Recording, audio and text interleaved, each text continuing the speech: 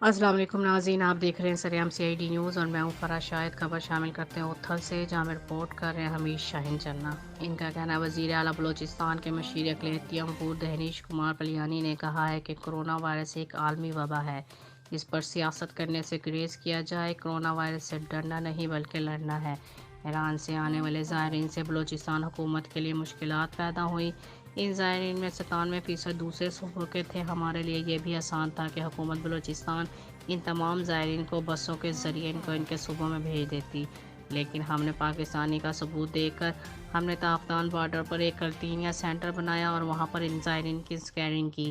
جس طرح چین نے 6 دنوں میں بلڈنگ بنائی، اسی طرح بلوچستان حکومت نے تافتان بارڈر پر پاکستان ہاؤس میں قرنطینہ سینٹر قائم کر دیا۔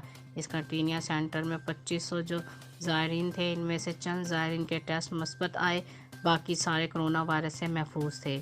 اس طرح ہم پر بہت زیادہ دباؤ آ گیا۔ ان خیالات کا اظہار انہوں نے ڈسٹرکٹ ہیڈ کوارٹر ہسپتال اوتھل میں قائم آئسولیشن وارڈ اور پولی ٹیکنیکل کالج اوتھل قرنطینہ سینٹر کے دورے کے بعد PPHI آفس اوتھل میں صحافیوں سے گفتگو کرتے ہوئے کیا۔ انہوں نے کہا کہ بلوچستان حکومت نے کورونا وائرس سے بچاؤ کے لیے بہت اچھے اقدامات اٹھائے ہیں۔ مزید جاننے کے لیے دیکھتے رہیے سریام CID۔